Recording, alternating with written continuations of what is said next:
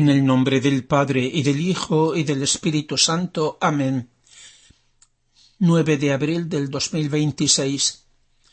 Queridos hermanos, nos hemos felicitado estos días deseándonos una Santa Pascua. Agradezco a tantos de vosotros por vuestros mensajes y por la bellísima comunión de espíritu manifestada. Y sabed que os tengo presentes uno por uno, y os correspondo con el amor del Señor.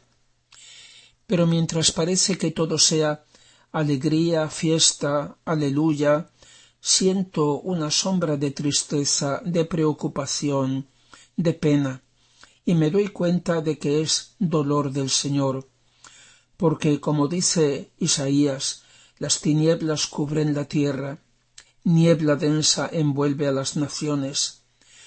Por tantos hermanos que no tienen fe, que como náufragos en medio del mar se agarran a míseras cosas que son pura ilusión. Estamos al borde de una gran prueba dolorosa, de una gran purificación para el mundo y antes aún para la Iglesia, y no podemos hacer previsiones. Pero bien podría suceder que cuando menos pensemos se interrumpan estos nuestros encuentros del jueves. Antes o después ocurrirá, y sin embargo no cesará esta nuestra unión espiritual, esta nuestra familia o parroquia espiritual, como yo la llamo, porque esa frase de Isaías sigue diciendo: pero sobre ti resplandece el Señor, su gloria aparece sobre ti. Por eso no quiero que este abrazo espiritual, esta felicitación de Pascua, sea una palabra vacía, sino un auténtico don, un verdadero resurgir. Para tantos es costumbre, son formalidades, y cada uno sigue metido en su propio sepulcro, durmiendo, como los apóstoles en el huerto, y el dolor del Señor continúa, porque, como él dijo, este pueblo me rinde honores con la boca, pero su corazón está lejos de mí. En vano me rinden culto, enseñando cosas que son preceptos humanos. Es paradójico que toda la vida sea como una fatigosa cuaresma que nos va acercando a nuestro personal Viernes Santo, pero al mismo tiempo debe ser como un tiempo de Pascua, para aprender a pasar como Jesús del mundo al Padre. Toda la vida debe servir a aprender a morir y sólo así aprender el verdadero vivir. Por eso el Señor ha dicho: en verdad os digo, si el grano de trigo caído en la tierra no muere, se queda solo, pero si muere, produce mucho fruto. El que ama su vida la perderá, y el que odia la suavita en este mundo la conservará para la vida eterna. Toda nuestra vida es, o debería ser, Pascua, para pasar a la otra orilla, para regresar como el hijo pródigo a la casa del Padre, como fue para Jesús, que dice el Evangelio: antes de la fiesta de la Pascua, Jesús, sabiendo que había llegado su hora de pasar de este mundo al Padre, después de haber amado a los suyos que estaban en el mundo, los amó hasta el fin. El hombre viene de Dios y debe volver a Dios. Todo lo que somos, todo lo que tenemos, todo lo que hacemos debe volver a Dios. Y eso debemos hacerlo día tras día, momento por momento. Cada momento un peldaño que nos lleve a Dios sin daño. Porque todas las cosas o nos llevan hacia Dios o hacia nuestro propio yo, o nos llevan hacia lo alto, hacia el cielo, o nos llevan a lo bajo, al abismo. Y quien decide cada vez a dónde nos ha de llevar es la intención, es nuestra voluntad. De ahí la necesidad de comprender bien para qué sirve cada cosa, cuál es su finalidad, si va en la justa dirección orientada hacia la grande finalidad de Dios. Jesús ha pasado, lo dice el Evangelio, del mundo al Padre, pero no ha querido volver él solo, sino llevándonos a todos nosotros incorporados en él. Y es que hemos sido concebidos con él, nuestra alma, en su encarnación. Después hemos nacido como hijos de Dios gracias a su muerte, y luego su resurrección es para llevarnos con él al Padre. Jesús ha realizado personalmente su Pascua, mediante su pasión, muerte y resurrección. Pero la Pascua para nosotros aún no está cumplida. Estamos en la Pascua. Y la finalidad de esta solemnidad que la Iglesia celebra cada año es para hacernos comprender que todavía se ha de cumplir para nosotros y en nosotros. La obra de la redención no terminó con la muerte de Jesús en la cruz, porque su vida no terminó en el sepulcro.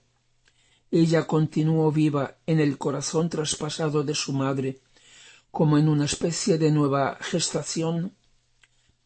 Después Jesús volvió de la muerte a la vida, porque Él es la resurrección y la vida. Y como Él había dicho, tiene el poder de dar la vida y el poder de recuperarla de nuevo. Pero su Pascua, regresar con nosotros al Padre, no terminó entonces con su resurrección. Subo a mi Padre y a vuestro Padre, a mi Dios y vuestro Dios, fue el mensaje que Cristo resucitado dio a María Magdalena para comunicarlo a los apóstoles. Por tanto, pensemos ahora, Jesús ya había resucitado, había vuelto vivo a su madre, y así también ella se sintió volver de la muerte a la vida. ¿Cuál habrá sido la última tentación de la Santísima Virgen? Se podría pensar que el demonio haya podido decirle: «Tu hijo ha resucitado, enhorabuena, feliz Pascua», pero ¿para qué ha servido si ninguno de los suyos lo cree, si siguen como antes? ¡Ah, qué dolor, qué dolor! Esa habría sido la última cruel puñalada a su corazón, porque no podía terminar ahí la obra de la redención. Por eso Jesús ese día, todavía antes que a los discípulos de Emaús esa tarde, y luego a los apóstoles reunidos en el cenáculo, se apareció a Simón Pedro, como leemos en el Evangelio de San Lucas, y lo dice también San Pablo en la primera carta a los Corintios, una aparición especial, a él como su vicario, como a pasar la consigna, como diciendo: «Yo he hecho mi parte, ahora os toca a vosotros, ahora mi Pascua se debe cumplir en vosotros». Por eso nuestra vida debe ser una Pascua continua y creciente. Así se explica lo que dice San Pablo: «Cada día muero». Y a los Gálatas seguramente ha hecho suyas estas palabras de nuestra Madre: «Hijitos míos, que yo de nuevo doy a luz con dolor hasta cuando no haya formado la vida de Cristo en vosotros». Sólo entonces será el triunfo de su corazón inmaculado, como ya otras veces hemos dicho. Queridos hermanos, estamos en la Pascua, el pasar del mundo al Padre, lo que Jesús quiere hacer ahora en nosotros. Y es también la hora de prepararnos a nuestro personal éxodo pascual, saliendo de la esclavitud de nuestro querer humano, como los hebreos salieron de la esclavitud de Egipto, y refugiarnos como Juan en el cenáculo, que es el corazón de nuestra Madre, en espera de su triunfo. Es la hora de la prueba, pero también de la gran decisión. Adelante junto con Jesús y María en la voluntad divina. Jesús dice en el volumen 12 de Luisa: «El portento de la redención fue mi resurrección». que más que fúlgido sol coronó a mi humanidad, haciendo resplandecer hasta mis más pequeños actos con un esplendor maravilloso tal que asombró a cielos y tierra, y que será principio, fundamento y cumplimiento de todos los bienes, corona y gloria de todos los bienaventurados. Mi resurrección es el verdadero sol que glorifica dignamente a mi humanidad. Es el sol de la religión católica, es la verdadera gloria de todo cristiano. Sin la resurrección habría sido como el cielo sin sol, sin calor y sin vida. Pues bien, mi resurrección es imagen de las almas que formarán la santidad en mi querer. Los santos de los siglos pasados son imagen de mi humanidad, los cuales, aunque resignados, no han tenido un acto continuo en mi querer, por tanto no han recibido el toque del sol de mi resurrección, sino el toque de las obras de mi humanidad antes de la resurrección. Por eso serán muchos, casi como estrellas, me formarán un hermoso ornamento al cielo de mi humanidad. Pero los santos del vivir en mi querer, que representarán a mi humanidad resucitada, serán pocos. De hecho, multitudes y gentes vieron mi humanidad antes de morir, pero mi humanidad resucitada la vieron pocos, sólo los creyentes, los más dispuestos, y podría decir que sólo los que tenían el germen de mi querer, porque si no lo hubieran tenido les habría faltado la vista necesaria para poder ver mi humanidad gloriosa y resucitada, y así ser espectadores de mi ascensión al cielo. Pues bien, si mi resurrección representa a los santos del vivir en mi querer, y eso con razón, porque cada acto, palabra, paso, etc., hecho en mi querer es una resurrección divina que el alma recibe, es una señal de gloria que recibe, es un salir de sí para entrar en la divinidad, y el alma, escondiéndose en el fúlgido sol de mi querer, ama, obra, piensa. ¿Qué tiene de extraño si queda toda ella resucitada e identificada en el mismo sol de mi gloria y me representa a mi humanidad resucitada?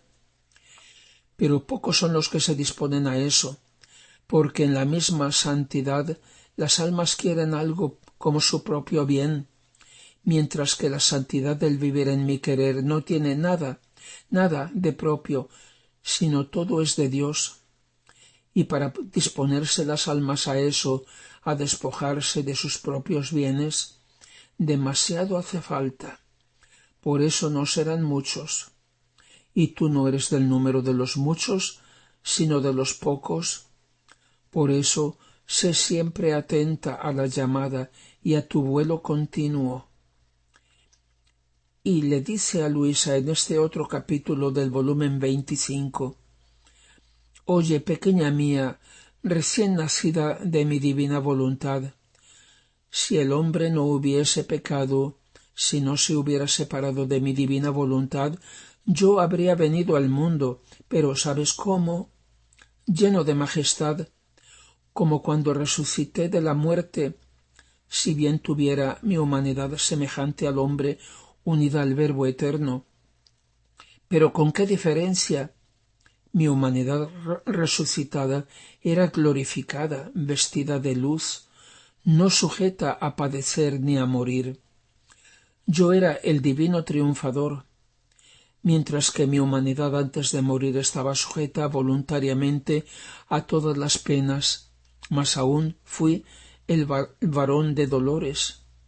Y como el hombre tenía todavía los ojos deslumbrados por el querer humano, y por eso aún estaba enfermo, pocos fueron los que me vieron resucitado, lo cual sirvió para confirmar mi resurrección.